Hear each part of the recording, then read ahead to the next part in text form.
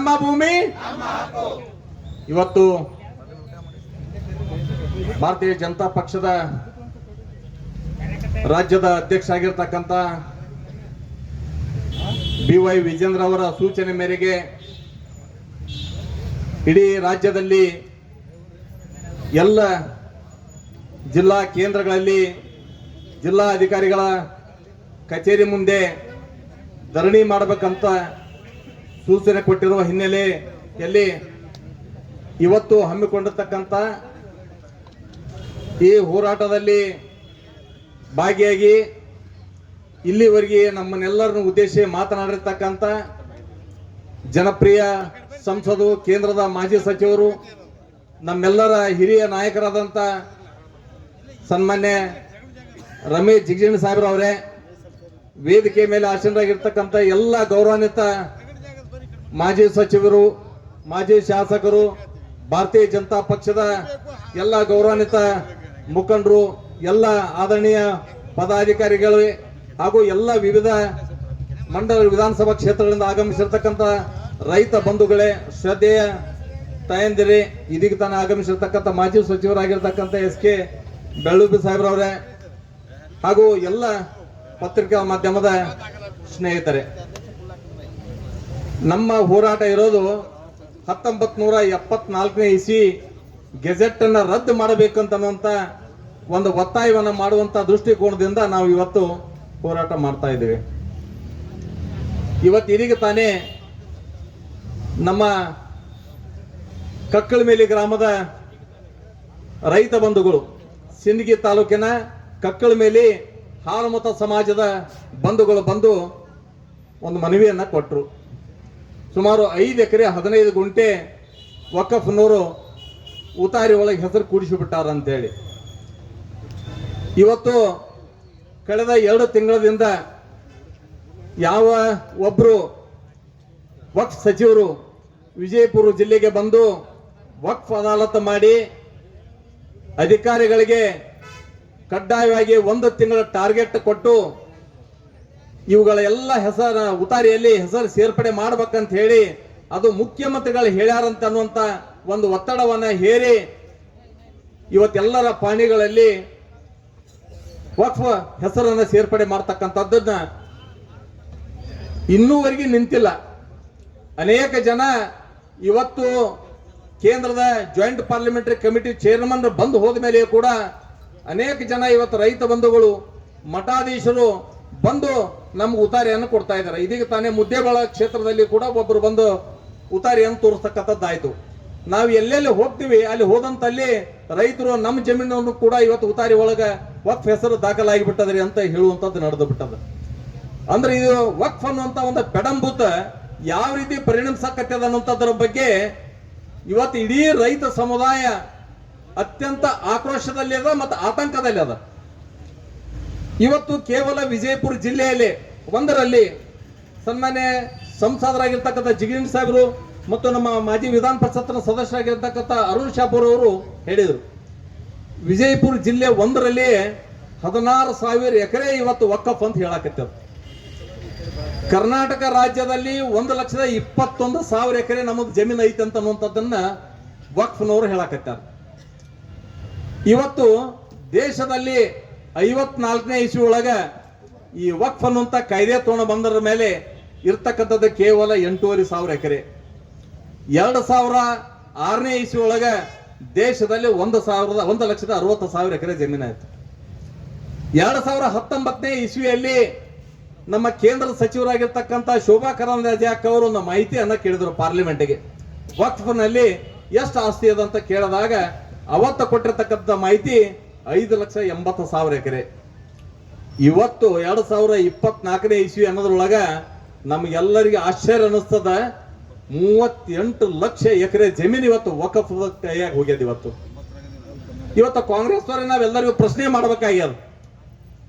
ಪ್ರಶ್ನೆ ಕೇಳುವಂತ ಹಂತದೊಳಗ ಜನ ಅದಾರ, ಉತ್ತರ ಕೊಡ್ತಕ್ಕಂತ ಜಾಗದೊಳಗೆ ಕಾಂಗ್ರೆಸ್ ಅವರು ಅದಾರ. ಆದ್ರೆ ಅವ್ರು ಹೇಳೋದೇನು, ತಾವು ಮಾಡಿದ್ದು ಹೇಳಂಗಿಲ್ಲ, ನಿಮ್ಮ ಸರ್ಕಾರ ಇದ್ದಾಗೂ ಉತಾರಿ ಒಳಗೆ ಸೇರ್ಪಡೆ ಆಗ್ಯಾವ ಅಂತ ಹೇಳಕತ್ತಾರ. ನಾ ಕಾಂಗ್ರೆಸ್ ನಾಯಕರಿಗೆ ಕೇಳಕ್ ಇಚ್ಛಿಸ್ತೀನಿ, ಈ ಕಾಯ್ದೆ ಮಾಡಿದವ್ರು ಯಾರು, ಈ ಕಾಯ್ದೆ ತಂದವ್ರು ಯಾರು?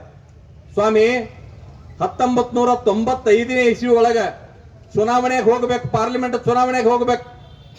ವೋಟ್ ಬ್ಯಾಂಕಿಗೋಸ್ಕರ ಮತ ಬ್ಯಾಂಕಿನ ಸಂಬಂಧ ತೊಂಬಂದು ಆ ಕಾಯ್ದೆಯೊಳಗ ಅಪರಿಮಿತ ಅಧಿಕಾರವನ್ನು ಕೊಟ್ಟು ಬಿಟ್ರಿ.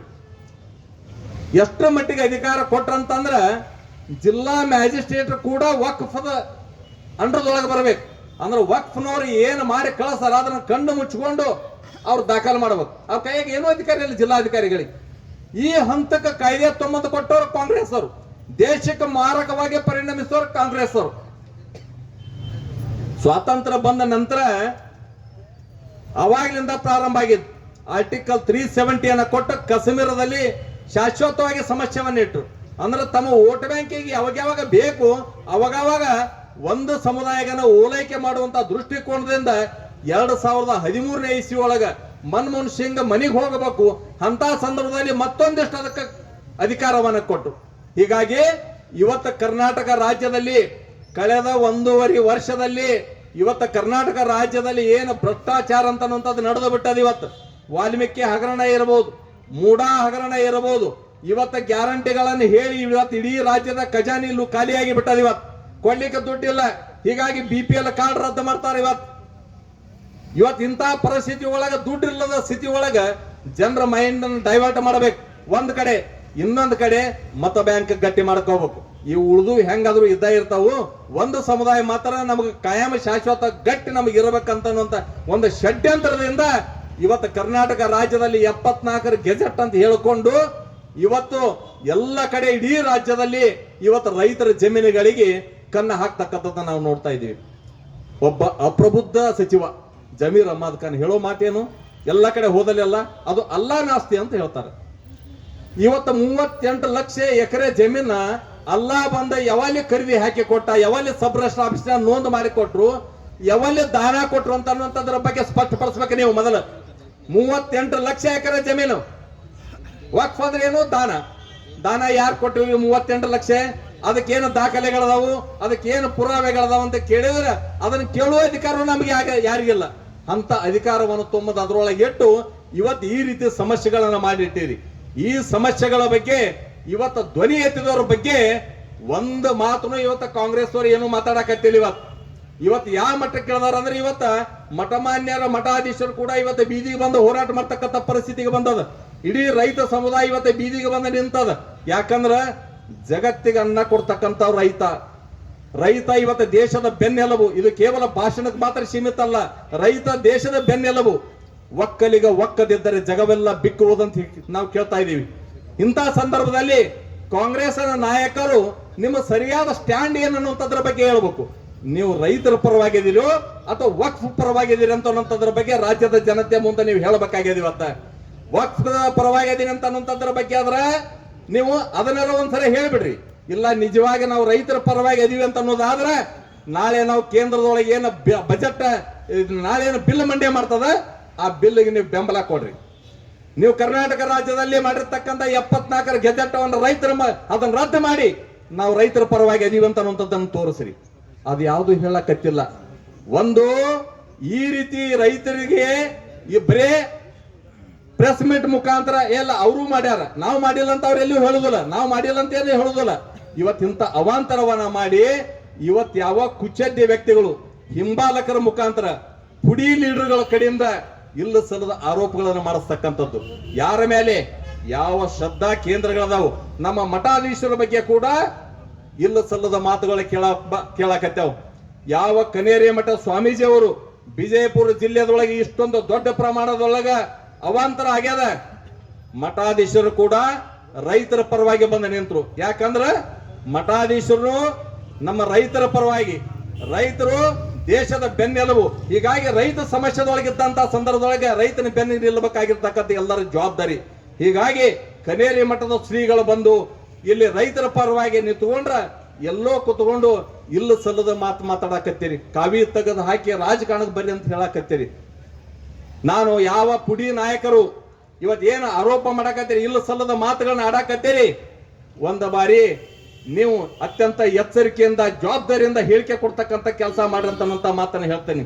ಯಾಕಂದ್ರೆ ರಾಜ್ಯದಲ್ಲಿ ಇಡೀ ದೇಶದಲ್ಲಿ ತನ್ನದೇ ಆದ ಇತಿಹಾಸವನ್ನು ಹೊಂದಿರತಕ್ಕಂಥ ಮಠಮಾನ್ಯಗಳು. ಅನೇಕ ಅಕ್ಷರ ದಾಸೋಹ ಇರಲಿ, ಅನ್ನ ದಾಸೋಹ ಇರಲಿ, ಸ್ವತಂತ್ರಕ್ಕಿಂತ ಪೂರ್ವದಲ್ಲಿ ರಾಜ ಮಹಾರಾಜರ ಕಾಲದಿಂದ ಮಾರ್ಗದರ್ಶನ ಮಾಡ್ಕೊಂಡ್ ಬಂದಿರತಕ್ಕಂಥ ಮಠಾಧೀಶರು. ಅಂತ ಒಂದು ಮಠಾಧೀಶರ ಬಗ್ಗೆನೇ ಕೇವಲವಾಗಿ ಮಾತಾಡ್ತಕ್ಕಂಥದ್ದು ಇದನ್ನ ಇಡೀ ಸಮಾಜ ಅತ್ಯಂತ ಗಂಭೀರವಾಗಿ ಪರಿಣಮಿಸದಂತನ್ನುವಂತ ಒಂದು ಎಚ್ಚರಿಕೆಯನ್ನ ಈ ಸಭೆ ಮುಖಾಂತರ ನಾನು ಕೊಡ್ಲಿಕ್ಕೆ ಇಚ್ಛಿಸ್ತೀನಿ. ನಾವು ಇಲ್ಲಿವರೆಗೆ ಮೌನಕ್ಕೆ ಶರಣಾಗಿದ್ವಿ. ಯಾಕಂದ್ರೆ ಕಾಂಗ್ರೆಸ್ ನಾಯಕರ ಸ್ಟ್ಯಾಂಡ್ ಏನು ಅಂತ ಅನ್ನುವಂಥದ್ರ ಬಗ್ಗೆ ಇಷ್ಟೆಲ್ಲಾ ಮಠಾಧೀಶರ ಬಗ್ಗೆ ಹಗುರವಾಗಿ ಮಾತಾಡ್ತಕ್ಕಂಥ ಸಂದರ್ಭದಲ್ಲಿ ಒಬ್ಬನೇ ಒಬ್ಬ ಕಾಂಗ್ರೆಸ್ನ ನಾಯಕರು ಅದನ್ನು ಖಂಡಿಸ್ತಕ್ಕಂಥ ಕೆಲಸ ಮಾಡಿಲ್ಲ. ಯಾಕೆ ನೀವು ಹೇಳ್ಬೇಕು, ನಾಳೆ ಚುನಾವಣೆ ಬಂದಾಗ ನಾವು ಯಾವ ಮಠಾಧೀಶರ ಬಳಿ ಹೋಗಬಾರ್ದಂಗಾರ, ಯಾವ ಮಠಮನೆಗಳಿಗೆ ನೀವು ಕಾಂಗ್ರೆಸ್ ನಾಯಕರು ಹೋಗಬಾರ್ದಂಗಾರ. ನಿಜವಾಗಿ ನಿಮ್ಗೆ ಮಠಾಧೀಶರ ಬಗ್ಗೆ ಗೌರವ ಇತ್ತು, ಮಠಗಳ ಬಗ್ಗೆ ನಿಮಗೆ ಶ್ರದ್ಧೆ ಇತ್ತು, ಮಠಮಾನ್ಯಗಳ ಪರವಾಗಿ ನೀವು ನಿಂತ್ಕೊಂಡು ಅದು ಮಾತಾಡಿ ತಪ್ಪಂತ ಹೇಳಿಕೆಯನ್ನು ಕೊಡ್ಬೇಕಾಗಿತ್ತು. ಆದ್ರೆ ಅದು ಯಾವುದನ್ನು ಮಾಡಕತ್ತಿಲ್ಲ. ಒಂದರ ಧರ್ಮದ ವಿಷಯ ಬಂದಾಗನು ಇವತ್ತು ಅದರ ಬೆಂಬಲಕ್ಕೆ ನಿಲ್ತಕ್ಕಂಥ ಕೆಲಸ ಮಾಡಂಗಿಲ್ಲ. ರೈತರಿಗೆ ಬಂದಾಗನು ಅದರ ಬೆಂಬಲಕ್ಕೆ ನಿಲ್ತಕ್ಕಂಥ ಕೆಲಸ ಮಾಡಂಗಿಲ್ಲ. ಅಂದ್ರೆ ಕಾಂಗ್ರೆಸ್ನವ್ರು ಎಂತ ಪರಿಸ್ಥಿತಿ ಒಳಗೆ ಬಂದು ನಿಂತಾರಂತ ಅನ್ನುವಂಥದ್ರ ಬಗ್ಗೆ ರಾಜ್ಯದ ಜನ ನೋಡಕತ್ತಾರ. ನಿಮ್ಮ ಹತಾಶತೆ ಏನನ್ನ ಅನ್ನುವಂಥದ್ರ ಬಗ್ಗೆ ನಮ್ಗೆಲ್ಲರಿಗೆ ಅರ್ಥ ಆಗಕತ್ತೇವೆ. ಇವತ್ತು ಏನಾಗ್ಯದ ಅಂದ್ರೆ ಇವತ್ತು ರಾಜ್ಯದಲ್ಲಿ ಇದ್ದಂತ ಸರ್ಕಾರ ಕೂಡ ಹೋಗ್ತದ ಅನ್ನುವಂಥದ್ರ ಬಗ್ಗೆ ಆಗಿಬಿಟ್ಟದ. ಈಗ ನಿನ್ನೆ ಕೂಡ ನಮ್ಮ ಗೃಹ ಸಚಿವರು ಹೇಳಿದ್ರು ಯಾವ ಸಂದರ್ಭದಾಗ ಏನಾಗ್ತದ ಅಂತ, ಅಂದ್ರೆ ಸ್ಪಷ್ಟತೆನೇ ಇಲ್ಲ. ಹೀಗಾಗಿ ಇವತ್ತು ರಾಜ್ಯ ಸರ್ಕಾರ ಇಲ್ಲ ಸಲ್ಲದ ಇಂಥವೆಲ್ಲ ಗೊಂದಲಗಳಿಗೆ ಕಾರಣೀಕರ್ತರಾಗ್ಯಾಕತ್ತದ. ಇವತ್ತ ನಾನು ಯಾರ್ಯಾರು ಏನೇನು ಹೇಳಿಕೆ ಕೊಡಾಕತ್ತೀರಿ, ಸಮಾಜ ಎಲ್ಲವನ್ನು ಸೂಕ್ಷ್ಮವಾಗಿ ಗಮನಿಸಕತ್ತದ. ಭಾರತ ದೇಶ ಎಲ್ಲವನ್ನು ಗಮನಿಸ್ಕೊಂಡು ಬಂದಿರತಕ್ಕಂಥದ್ದು, ಎಲ್ಲವನ್ನು ಮೆಟ್ಟಿ ನಿಲ್ಲತಕ್ಕಂಥ ಕೆಲಸ ಈ ಮಣ್ಣಿನಲ್ಲಿ ಈ ನೆಲದಲ್ಲಿ ಅದ. ಹಿಂಗಾಗಿ ಪರಿಸ್ಥಿತಿ ಯಾವುದೇ ಬರಲಿ, ಏನೇ ಬಂದು ಅದು ಎದುರಿಸತಕ್ಕಂಥ ಶಕ್ತಿ ತಾಕತ್ತು ಅದು ರೈತ ಸಮುದಾಯಕ್ಕದ, ಈ ದೇಶದ ಮಣ್ಣಿನೊಳಗದ. ಹೀಗಾಗಿ ನಮ್ಮ ರೈತ ಬಂಧುಗಳಿಗೆ ನಾನು ವಿನಂತಿಯನ್ನು ಮಾಡ್ತೇನೆ, ನೀವು ಯಾರು ಅಂಜುವಂತ ಅವಶ್ಯಕತೆ ಇಲ್ಲ, ನೀವು ಯಾರು ಅಂಜುವಂತದ್ದು ಏನಿಲ್ಲ. ಇಡೀ ಭಾರತೀಯ ಜನತಾ ಪಾರ್ಟಿ ರೈತರ ಬೆನ್ನ ಎಲುಬಾಗ್ಯದ. ಯಾರ್ಯಾರು ವಕ್ಫ್ ಅಂತ ಅನ್ನುವಂಥದ್ದನ್ನ ಹಿಡ್ಕೊಂಡು ಯಾರಾದ್ರೂ ಜಮೀನು ಕೈ ಹಾಕಾಕ ಊರಿಗೆ ಬಂದ್ರ ಅವ್ನ ಅಲ್ಲೇ ತೆಗ್ಗ ತೋಡಿಕೆ ಚಿಂದ ಅವ್ರ ಮುಚ್ಚಿ ಬಸವಣ್ಣನ ಇರ್ತಕ್ಕಂಥ ಕೆಲಸ ನಮ್ಮ ರೈತರು ಮಾಡ್ಬೇಕು. ಹೀಗಾಗಿ ನಾವೆಲ್ಲರೂ ನಿಮ್ ಜೊತೆಗಿದ್ದೇವೆ, ಬರೇ ನಿಮ್ಮನ್ನ ನಿಲ್ಲಿಸ್ತೀವಿ ಅಂತಲ್ಲ, ನಾವು ಇಡೀ ಭಾರತೀಯ ಜನತಾ ಪಕ್ಷ ನಿಮ್ ನಿಮ್ ಬೆನ್ನಿಗೆ ನಿಲ್ತೇವೆ. ನಿಮ್ಮ ನ್ಯಾಯ ಕೊಡುವಂತ ದೃಷ್ಟಿಕೋನದಿಂದ ಏನೇನು ಮಾಡ್ಬೇಕಾಗ್ಯದ ಆ ಕೆಲಸ ಭಾರತೀಯ ಜನತಾ ಪಕ್ಷ ಪೂರ್ಣ ಪ್ರಮಾಣದಾಗ್ಯದ ಮಾಡ್ತದ ಅನ್ನುವಂತ ಒಂದು ಮಾತನ್ನ ಈ ಸಂದರ್ಭದಾಗ ಹೇಳಿ, ಮೊನ್ನೆ ಜಾಯಿಂಟ್ ಪಾರ್ಲಿಮೆಂಟರಿ ಕಮಿಟಿಯವರು ಬಂದು ನಮ್ಮ ಅಹವಾಲುವನ್ನು ಕೂಡ ಕೇಳಿ ಹೋಗಿದ್ದಾರೆ. ಇವತ್ತು ನಮ್ಗ ಆಶಾದಾಯಕ ಅಂದ್ರೆ ಇವತ್ತು ನಮ್ಮ ಲೋಕಸಭಾ ಸದಸ್ಯ ಜಿಗಜಿಣ ಸಾಹೇಬ್ರು ಹೇಳಿದ್ರು ಇವತ್ತು ಅದನ್ನ ಬಿಲ್ ಮಂಡನೆ ಮಾಡ್ತಕ್ಕಂಥದ್ದು ನಡೆದದ ಅಂತ ಹೇಳಿ. ಅವರು ಕೂಡ ಇವತ್ತು ಪಾರ್ಲಿಮೆಂಟ್ದಾಗ ಈ ವಕ್ಫ್ ಸಂಬಂಧಪಟ್ಟಂಗ ಅದಕ್ಕೆ ಏನೇನು ಮಾತಾಡ್ಬೇಕು, ಪಾರ್ಲಿಮೆಂಟ್ದಾಗ ಏನೇನು ಪ್ರಶ್ನೆ ಹಾಕ್ಬೇಕಂತ ಒಂದು ತಯಾರಿಯನ್ನು ಮಾಡ್ಕೊಳ್ಳೋ ಸಂಬಂಧ ಇವತ್ತು ನಾವು ಆಫೀಸ್ನಾಗ ಕುಂತಾಗ ಅವ್ರ ಅಧಿಕಾರಿಗಳಿಗೆ ಸೂಚನೆ ಕೊಟ್ಟಿರ್ತಕ್ಕಂಥದ್ದನ್ನು ಕೂಡ ನಾವು ಕೇಳಿದ್ವಿ. ಹೀಗಾಗಿ ನಾವೆಲ್ಲರಿಗೆ ಆಶೆ ಅದ, ಒಬ್ಬ ಸಮರ್ಥ ಪ್ರಧಾನಮಂತ್ರಿ ದೇಶದೊಳಗೆ ಅದರ ನರೇಂದ್ರ ಮೋದಿ ಅವರು. ಹೀಗಾಗಿ ಯಾವ ದೇಶದಲ್ಲಿ ಕಳೆದ 60 ವರ್ಷದೊಳಗೆ ಏನೇನು ಕಾನೂನು ಮಾಡಿ ದೇಶಕ್ಕೆ ಮಾರಕವಾಗಿ ಇಟ್ಟಿರಿ ಅವೆಲ್ಲ ಕಾನೂನುಗಳನ್ನ ತೆಗೆದು ಹಾಕಿ ದೇಶದ ಭವಿಷ್ಯ ದೃಷ್ಟಿಕೋನದಿಂದ ಮುಂದಿನ ದೇಶದ ಭವಿಷ್ಯದ ಉಜ್ವಲಕ್ಕಾಗಿ ದೇಶವನ್ನ ಭದ್ರವನ್ನಾಗಿ ಗಟ್ಟಿಗೊಳಿಸುವಂತ ನಿಟ್ಟಿನೊಳಗೆ ನರೇಂದ್ರ ಮೋದಿ ಅವರು ಅದನ್ನ ಮಾಡ್ತಾರ. ಆ ವಿಶ್ವಾಸವನ್ನು ಎಲ್ಲರೂ ಇಡಬೇಕು. ಎಲ್ಲಿವರೆಗೆ ಗೆಜೆಟ್ ರದ್ದು ಮಾಡಂಗಿಲ್ಲ, ಎಲ್ಲಿವರೆಗೆ ಕಾಯ್ದೆಗಳನ್ನ ತೆಗೆದು ಹಾಕಂಗಿಲ್ಲ, ಅಲ್ಲಿ ತರಿಗೆ ನಮ್ಮ ಹೋರಾಟ ನಿಲ್ಲಾಗಿಲ್ಲ ಅಂತ ಅನ್ನುವಂತ ಮಾತನ್ನ ಈ ಸಂದರ್ಭದಾಗ ಹೇಳಿ, ಹೋರಾಟದಲ್ಲಿ ಭಾಗಿಯಾಗಿರ್ತಕ್ಕಂಥ ಎಲ್ಲ ಹಿರಿಯರಿಗೆ ತಮಗೆಲ್ಲರಿಗೆ ಒಂದಿಷ್ಟು ನಾನು ಮಾತು ವಿರಾಮ ಮಾಡ್ತೇನೆ. ಜೈ ಹಿಂದ್, ಜೈ ಕರ್ನಾಟಕ. ಭಾರತೀಯ ಜನತಾ ಪಕ್ಷದ ಪದಾಧಿಕಾರಿಗಳು, MLA ಅವರು, MP ಅವರು ಸೇರಿ ಸಿದ್ದೇಶ್ವರ ಗುಡಿಯಿಂದ ಇದರ ವಿರುದ್ಧ ಪ್ರತಿಭಟನೆಯನ್ನು ಪ್ರಾರಂಭ ಮಾಡಿದೆವು. ಎಲ್ಲರೂ ಕೂಡಿ ನಾವು ಎಲ್ಲಿವರೆಗೂ ಪ್ರಾರಂಭ ಮಾಡಿದ್ದಿಲ್ಲ. ಅರುಣ್ ಶಾಪೂರ್ ಅವರು ಹೇಳಿದ್ರಲ್ಲ, ಅದು ಯಾರಿಗೂ ಗೊತ್ತಿದ್ದಿದ್ದಿಲ್ಲ. ಇಡೀ ರಾಜ್ಯದಲ್ಲಿ ಇಂಥ ಎಲ್ಲ ಜಮೀನುಗಳು ಹೋಗ್ತಾವ ಅನ್ನೋದು ಯಾರಿಗೂ ಗೊತ್ತಿರಲಿಲ್ಲ. ಎಲ್ಲರೂ ಹೋಗಿ ಆ ಕಂಬಳಿ ಒಳಗ ಗುಸಾಸಿ ಎಲ್ಲ ಬದಲಾವಣೆ ಮಾಡ್ಕೋತ ಹೊಂಟಿದ್ರು. ಆಮೇಲೆ ಅದು ನಮ್ಮೆಲ್ಲರಿಗೂ ಗೊತ್ತಾಯಿತು, ನಾವು ಹಿಂಗಾದ್ರೆ ಇದು ಸರಿ ಹೋಗೋದಿಲ್ಲ. ಸುಮಾರು 16,000 ಎಕರೆಗಿಂತಲೂ ಹೆಚ್ಚು ಬರೀ ಬಿಜಾಪುರ ಜಿಲ್ಲೆಯ ರೈತರ ಜಮೀನುಗಳು ವಕ್ಫ್ ಕಮಿಟಿಗೆ ಹೆಸರು ಹಚ್ಚಾರ ಅಂತೇಳಿ ಗೊತ್ತಾಯ್ತು. ಇನ್ನ ಎಷ್ಟು ಜನ ಹೋಗ್ಯಾವ ಯಾರಿಗೆ ಗೊತ್ತಾವು? ಬರೀ 16,000 ಅಂತ ನಾವು ಹೇಳ್ತೇವೆ. ಎಷ್ಟೋ ಜನ ಉತಾರಿನೇ ತೆಗೆಸಿ ನೋಡಿಲ್ಲ. ಬಹುಶಃ ಈಗ ಇದೆಲ್ಲ ಗದ್ದಲ ಶುರು ಆದಮೇಲೆ ತಮ್ಮ ಉತಾರಿಗಳನ್ನು ತೆಗೆಸಿ ನೋಡ್ಲಾಗತ್ತಾರೆ. ಈಗ ನೋಡಿದ್ರಿ, ಈಗ ಸಿಂದಗಿ ತಾಲೂಕಿನ ಕಕ್ಕಳ ಮೇಲಿಯ ಹಾಲಮತದ ಒಂದು ದೇವರ ಗುಡಿ, ಅದು ಲಿಂಗರಾಜ್ ದೇವಸ್ಥಾನದ ದೇವರ ಗುಡಿನೂ ಕೂಡ ಆ ಒಂದು ವಫ್ ಕಮಿಟಿಗೆ ಅದನ್ನು ಕೂಡ ಸೇರಿಸ್ಯಾರ. ಅವು ಪಾಪ ಗೊತ್ತಾಗಿಲ್ಲ, ಈಗ ಗೊತ್ತಾಗ ನಾವು ತಗೊಂಡು ಇವತ್ತು ಇಲ್ಲಿ ಬಂದು ಮೆಮೊರಂಡಮ್ ಕೊಟ್ಟಾರ. ಆದ್ರೆ ನಾ ಇಷ್ಟೇ ಹೇಳಲಿಕ್ಕೆ ಬಯಸ್ತೀನಿ, ಸರ್ಕಾರದ ಪ್ರತಿನಿಧಿಯಾಗಿ ಯಾವ ಕಾರಣಕ್ಕೂ ಹಿಂದೆನೂ ಕೂಡ ಎಲ್ಲರೂ ಹೇಳ್ಯಾರ, ಯಾವ ಕಾರಣಕ್ಕೂ ಕೂಡ ರೈತರ ಜಮೀನು ಹೋಗಿರಲಿ, ದೇವಸ್ಥಾನ ಜಮೀನುಗಳು ಹೋಗಿರ್ಲಿ, ಅಲ್ಪಸಂಖ್ಯಾತರ ಜಮೀನುಗಳು ಹೋಗಿರಲಿ, ಯಾರುವೇ ಹೋಗಿರಲಿ, ಈ ಒಂದು ಕಾನೂನು ಅಡಿಯಲ್ಲಿ ಯಾರೂ ಕಳೆಗುಂದಬೇಕಾಗಿಲ್ಲ, ಯಾರೂ ಚಿಂತೆಯನ್ನು ಮಾಡಬೇಕಾಗಿಲ್ಲ. ಅದು ನಮ್ಮೆಲ್ಲರ ಜವಾಬ್ದಾರಿ, ನಮ್ಮ ಸರ್ಕಾರದ ಜವಾಬ್ದಾರಿ. ಈಗಾಗಲೇ ನಮ್ಮ ಪ್ರಧಾನಮಂತ್ರಿಗಳು ಬಹಳ ದಿಟ್ಟವಾದ ನಿಲುವನ್ನು ತೆಗೆದುಕೊಂಡು ಹೋದ ಪಾರ್ಲಿಮೆಂಟ್ ಸೆಷನ್ನಲ್ಲಿ ಇದನ್ನು ಮೂವ್ ಮಾಡಿದರು, ಅಂದ್ರೆ ಪಾರ್ಲಿಮೆಂಟಿಗೆ ಅದನ್ನು ಮೂವ್ ಮಾಡಿದರು.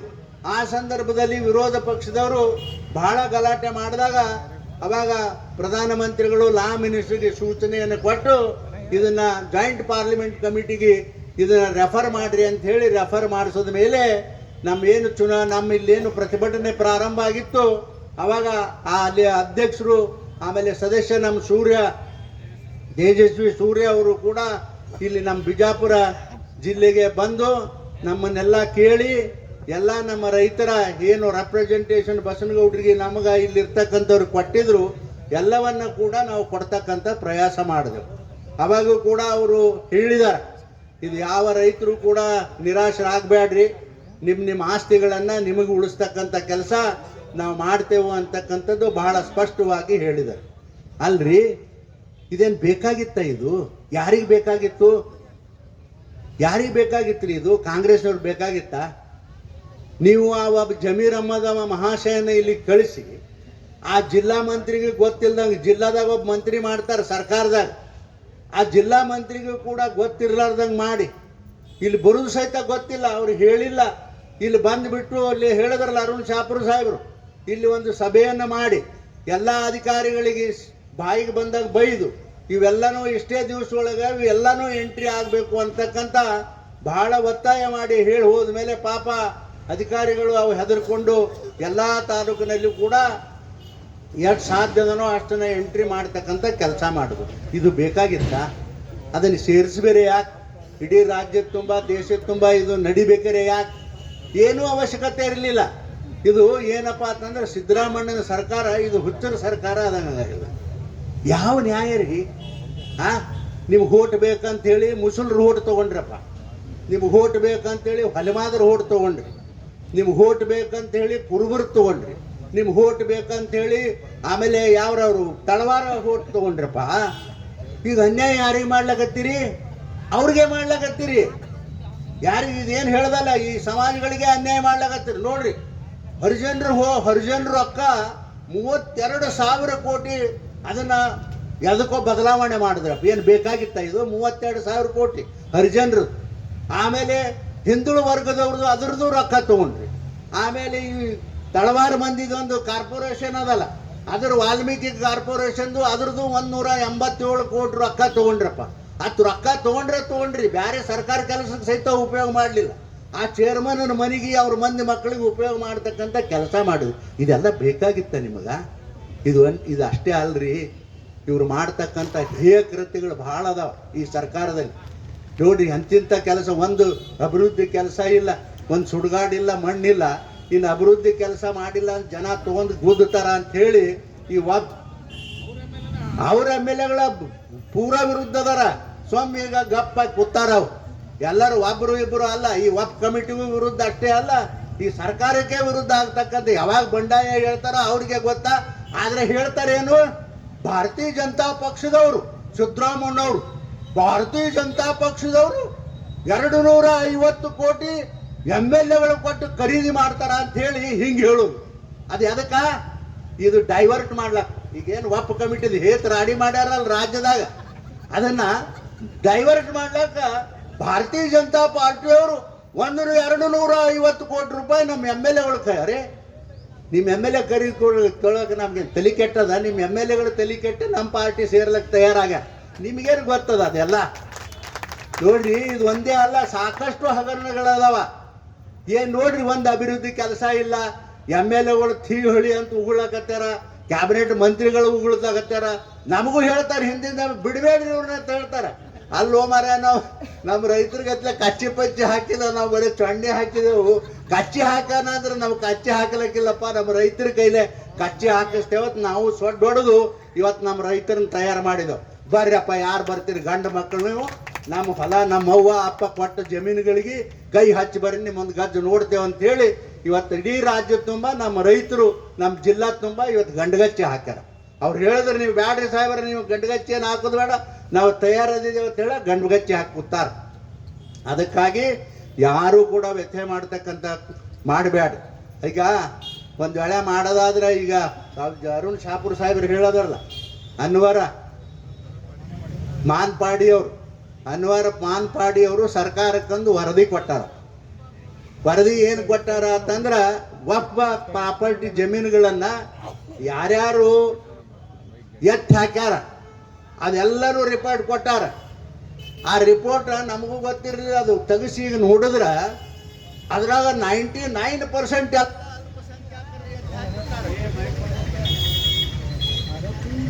ಮಾನ್ಪಾಡಿಯವರು ಸರ್ಕಾರಕ್ಕೆ ರಿಪೋರ್ಟ್ ಕೊಟ್ಟಾರ.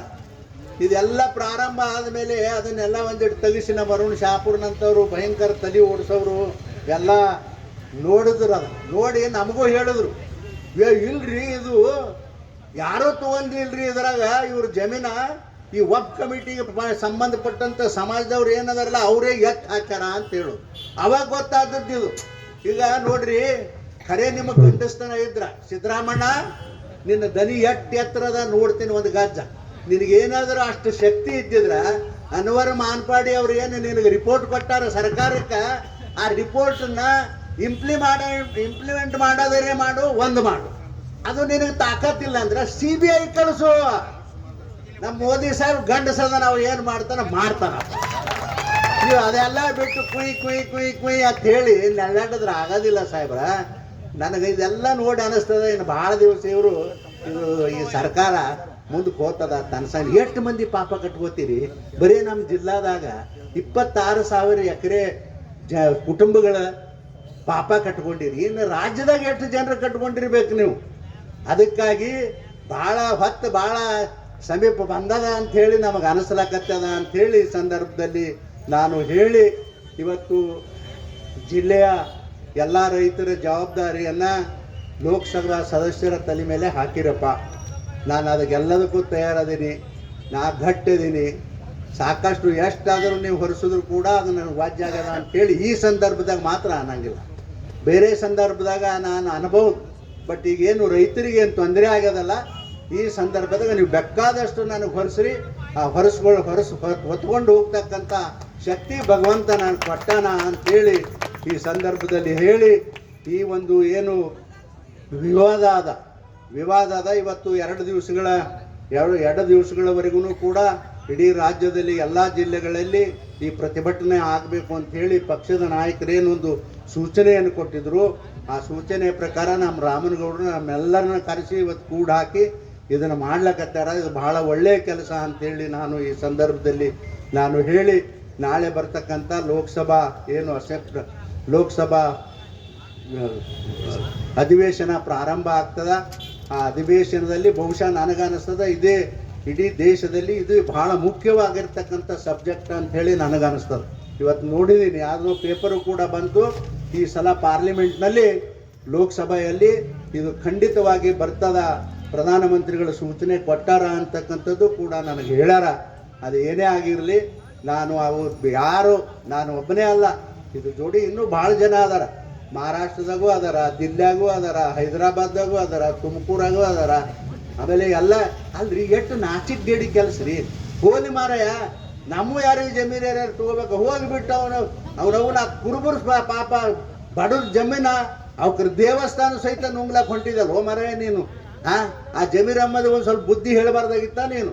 ಸರ್ಕಾರಿ ಇಂಥ ಜಮೀನುಗಳು, ದೇವಸ್ಥಾನ ಜಮೀನು, ನಮ್ಮ ಮಠಾಧೀಶರು ನೋಡ್ರಿ ಪಾಪ ಅವು ಒಡ್ಡಾಡ್ಲಾಕತ್ತವ ಎಲ್ಲ ಮಠಗಳಿಗೆ.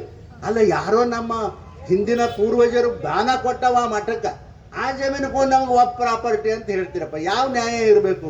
ಸಿದ್ದರಾಮಣ್ಣವರೇ ಇದು ಸರಿ ಅಲ್ಲ ಅಂತಕ್ಕಂಥ ಮಾತವನ್ನ ಬಹಳ ಸ್ಪಷ್ಟವಾಗಿ ಈ ಸಂದರ್ಭದಲ್ಲಿ ಹೇಳಿ, ನಾಳೆ ನಡೆಯತಕ್ಕಂಥ ಏನು ಲೋಕಸಭಾ ಏನು ಒಂದು ಅಧಿವೇಶನ ನಡೀತದ, ಸಂಪೂರ್ಣ ನಾನು ಈಗಾಗಲೇ ಅಲ್ಲಿರ್ತಕ್ಕಂಥ ನನ್ನ PAಗಳಿಗೆ ಫೋನ್ ಮಾಡಿ ಎಲ್ಲ ಏನೇನು ಬೇಕೋ ಎಲ್ಲನೂ ಕೂಡ ನಾನು ಇಲ್ಲಿಂದನೇ ಕೂತು ಕೊಟ್ಟು ಕಳಿಸಿದ್ದೀನಿ. ಅವೆಲ್ಲವೂ ಕೂಡ ಅದನ್ನು ಸರಿ ಮಾಡ್ತಾರೆ ಅವರು. ನನ್ನ ಪಾಲಿನ ಡ್ಯೂಟಿ ನಾನು ಲೋಕಸಭೆಯಲ್ಲಿ ಮಾಡ್ತೀನಿ ಅಂತಕ್ಕಂಥ ಮಾತವನ್ನು ಈ ಸಂದರ್ಭದಲ್ಲಿ ಹೇಳಿ, ನಮ್ಮ ನಾಯಕರು ಅತ್ಯಂತ ಈ ವಿಷಯದಲ್ಲಿ ಭಾಳ ಗಟ್ಟಿಯಾಗ್ಯದಾರೆ. ಯಾರು? ನರೇಂದ್ರ ಮೋದಿಯವರು ಎಲ್ಲರೂ ಈ ವಿಷಯದಲ್ಲಿ ಭಾಳ ಗಟ್ಟಿಯಾಗಿದ್ದಾರೆ. ಇದು ಖಂಡಿತವಾಗಿ ಏನು ಎಲ್ಲರೂ ಹೇಳಿದರೆ 1974-75ನೇ ಇಸ್ವಿನಲ್ಲಿ ಏನು ಒಂದು ಆರ್ಡರನ್ನು ಸರ್ಕಾರದವರು ವಿಧೇಯವನ್ನು ಹೊರಡಿಸ್ಯಾರ, ಅದು ಹೋಗೋ ತನಕ ಲೋಕಸಭೆಯಲ್ಲಿ ಅದು ಮಂಜೂರಾಗೋ ತನಕ ನಾನು ಬಿಡೋದಿಲ್ಲ ನಾವು ಯಾರು ಅಂತಕ್ಕಂಥ ಮಾತವನ್ನು ಬಹಳ ಸ್ಪಷ್ಟವಾಗಿ ಈ ಸಂದರ್ಭದಲ್ಲಿ ಹೇಳಿ, ಅದಕ್ಕೆ ದಯವಿಟ್ಟು ನಾ ಕೈ ಮುಗಿತೀನಿ ಎಲ್ಲ ಕಾರ್ಯಕರ್ತರಿಗೆ. ಕೊನೆ ಪಕ್ಷ ಇವತ್ತು ಬೆಳಿಗ್ಗೆಯಿಂದನೂ ನೀವು ಅದಿರಿ, ಸಾಯಂಕಾಲ ಎಲ್ಲಿವರೆಗೂ ಆ ರಾಮನಗೌಡರು ಹೇಳ್ತಾರೆ ಸಂಜೆ 5ರವರೆಗೂ ನಿಮ್ಮ ಕೈ ಮುಗಿತೀನಿ. ಎಲ್ಲ ಕಾರ್ಯಕರ್ತರು ನಮಗೆಲ್ಲರಿಗೆ ಪಕ್ಷದ ಕಾರ್ಯಕರ್ತರು ಇದಕ್ಕೆ ಅವರಿಗೆ ಸಹಕಾರ ಮಾಡಬೇಕು ಅಂತಕ್ಕಂಥ ವಿನಂತಿಯನ್ನು ಈ ಸಂದರ್ಭದಲ್ಲಿ ನಾನು ಮಾಡಿಕೊಂಡು ಅದಕ್ಕೆ ದಯವಿಟ್ಟು ತಮ್ಮೆಲ್ಲರಿಗೆ ವಂದಿಸಿ ನಾನು 2 ಮಾತು ಮುಗಿಸ್ತೀನಿ. ಆಗಲೇಬೇಕು. ಹೋರಾಟದ ಬಗ್ಗೆ ನಾನು ಇಷ್ಟೇ ಹೇಳ್ತೀನಿ. ಈ ಸಂದರ್ಭದಾಗ 1974ರಲ್ಲಿ ಏನು ಸರ್ಕಾರ ಗೆಜೆಟ್ ಹೊರಡಿಸಿತ್ತು, ಆ ಗೆಜೆಟ್ನ ತಗೊಳ್ಳೋವರೆಗೂ ನಮ್ಮ ಹೋರಾಟ ನಿಲ್ಲದಿಲ್ಲ, ಇದು ಹೋರಾಟ ನಡೀತದ ಅಂತೇಳಿ ನಾನು ಹೇಳಲಿಕ್ಕೆ ಬಯಸ್ತೀನಿ. ಬಿಜೆಪಿ ಅಧಿಕಾರ ಇದ್ದಾಗೂ ಕೂಡ ನೋಟಿಸ್ ಕೊಟ್ಟಿದ್ರು, ಅವ್ರು ಆರೋಪ ಮಾಡ್ತಾ ಇದ್ದಾರೆ ಕಾಂಗ್ರೆಸ್. ನೋಡ್ರಿ, ಬಿಜೆಪಿ ಇದ್ದಾಗ ಕೊಟ್ಟದ್ದಂತೂ ನಿಜ, ಆದ್ರೆ ಈ ರೈತರ ಜಮೀನುಗಳಿಗೆ ಅವ್ರು ಯಾರು ಕೊಟ್ಟಿಲ್ಲ. ಯಾರು ಹಿಂದೆ ಏನು